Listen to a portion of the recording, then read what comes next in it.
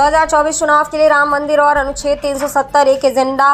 कुछ राज्य में अभी विधानसभा के चुनाव खत्म हुए और लोकसभा चुनाव के बारे में जोर पकड़ ली। हिंदी बेल्ट के 3 राज्यों में तो बीजेपी ने बड़ी शानदार जीत हासिल की है, वहीं 2 राज्यों में कांग्रेस को जीत मिली है। अब ऐसे में लोकसभा चुनाव में क्या नतीजा आता है, इसके लिए पूरा देश में गहमा गहमी का माहौल।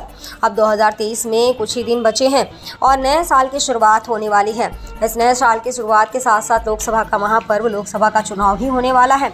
अब ऐसी स्थिति में भारतीय जनता पार्टी और कांग्रेस के बीच घमासान टक्कर है। इसके साथ दोनों पक्षों के सपोर्ट करने वाले के बीच भी विश्वास है कि उनकी ही पार्टी की जीत होगी।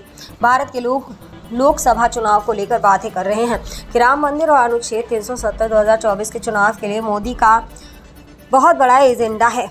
इन 2 बड़े कामों के बाद मोदी ने और भी कानून को पास करवाए हैं, उनको लेकर भी यही चर्चाएं हैं। यह सभी 2024 के जीत का ही एजेंडा बनाया जा रहा है। आइए अब उसे एजेंडा के बारे में बात करते हैं। अब ऐसी स्थिति में देखना यह है कि क्या मोदी की यह एजेंडा उनको 2024 में काम आने वाली है या विपक्षी दल को मौका देगी। 2024 इलेक्शन में बीजेपी का एजेंडा अनुच्छेद 370, जम्मू और कश्मीर से अनुच्छेद 370 और 35 से हटाने के बाद देश से लेकर विदेश तक एक बहुत बड़ा मुद्दा बन चुका है। इस मसले पर सुप्रीम कोर्ट का भी फैसला सामने आ चुका है, लेकिन आम पब्लिक का कहना है कि यह बीजेपी के 2024 के चुनाव का बहुत बड़ा एजेंडा है।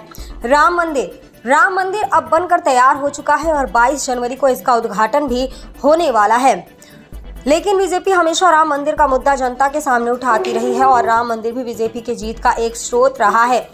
ऐसे में बीजेपी के शासनकाल के दौरान राम मंदिर का निर्माण भी हो गया और उद्घाटन भी होने वाला है। रामलला विराजमान होंगे। अब इस स्थिति में क्या 2024 में बीजेपी की सरकार आएगी? क्या राम मंदिर के बनने से बीजेपी को वोट मिलेगा? हिंदुत्ववाद, कुछ लोगों का कहना और मानना है कि बीजेपी हिंदूवादी सरकार है। हालांकि बीजेपी की ओर से साफ नारा दिया हुआ है कि सबका साथ सबका विकास, परंतु इस बात से विपक्ष सहमत नहीं है। हालांकि भाजपा ने कन्हैयालाल हत्याकांड का भी मुद्दा उठाया।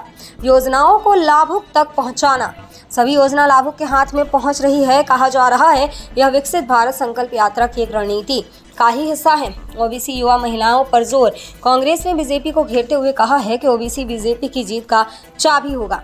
ज्यादातर वोटर ओबीसी युवा और महिलाएं हैं, तो बीजेपी को जीत में यह सभी काम आएंगे, इसलिए बीजेपी इन पर जोर डालती है, ऐसा कांग्रेस ने कहा।